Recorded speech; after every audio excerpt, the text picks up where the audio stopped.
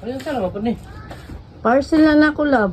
Bayari sa abi. Hindi naman yung mga kuhan. Sige naman order ka ba lang ang watay kwarta?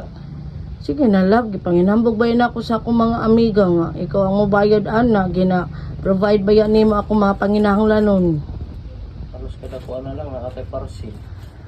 Dili man ka nang ingon baya ko nga sa akong amiga nga. Ang akong bana sa tinuod lang, mao gyud na tigbayad sa ako ang mga parcel bisag pa unsa ka mahal unya buutan, unya hitsuraan.